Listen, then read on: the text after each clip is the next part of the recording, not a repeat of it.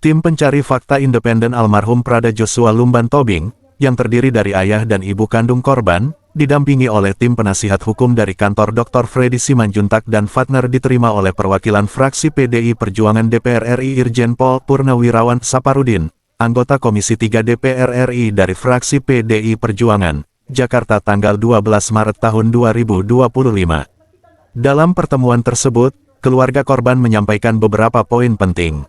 Hasil autopsi. Ekshumasi autopsi telah dilaksanakan oleh tim forensik dari Rumah Sakit Bayangkara Polda Riau di kuburan almarhum di Kecamatan Pranap, Kabupaten Indragiri Hulu, Riau. Hasil autopsi yang dibacakan pada tanggal 15 Januari tahun 2025 di Denpom 13 Pekanbaru menunjukkan adanya luka lecet di beberapa bagian kepala akibat benturan benda tumpul, serta patah tulang lidah dan patah tulang leher. Dr. Hasan Petrus dari Fakultas Kedokteran Universitas Sumatera Utara, ahli forensik pendamping keluarga korban, menyatakan bahwa luka-luka tersebut tidak lazim ditemukan pada kasus bunuh diri dengan cara gantung diri.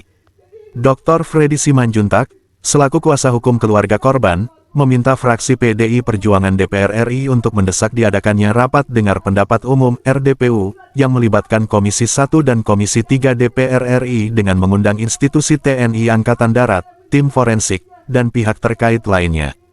Keluarga korban juga meminta agar segera dibentuk tim pencari fakta yang independen di luar institusi TNI untuk mengusut tuntas kasus ini secara transparan.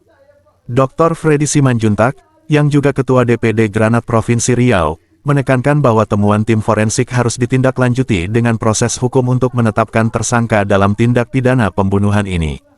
Respon fraksi PDI Perjuangan DPR RI, Irjen Pol Purnawirawan Saparudin menyatakan bahwa fraksi PDI Perjuangan DPR RI akan segera berkoordinasi dengan pimpinan fraksi untuk menindaklanjuti permintaan keluarga korban dan menjadikan kasus ini sebagai perhatian khusus agar dapat diungkap sesuai dengan aturan hukum yang berlaku, ujarnya. Dengan adanya berita ini diharapkan masyarakat dapat mengetahui perkembangan kasus ini, dan agar kasus ini dapat diusut dengan tuntas. Kejelasan, jangan lagi tutup-tutupi. Kalau kita negara yang punya agama, Pak, siapa yang salah tetap disalahkan, jangan dibenarkan, Pak. Tapi ini puji Tuhan saya bisa sampai ke gedung ini, bisa jumpa sama Bapak. Lihat hatiku, Pak, betapa hancurnya aku, Pak. Anakku ini anak yang baik.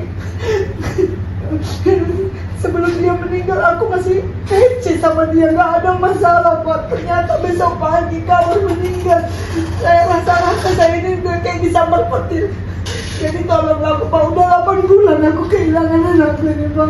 Pada saat ini kami di gedung DPR RI baru saja diterima oleh Bapak Irjen Pol Purnawirawan Saparudin ya, di fraksi PDI Perjuangan. Beliau juga berdinas di Komisi 3 DPR RI. Untuk menyampaikan segala sesuatu terkait dengan kematian almarhum Prada Joshua Lumban Tobing pada hari Minggu tanggal 30 Juni 2024 di Kompleks Batalion Infanteri 132 Salo.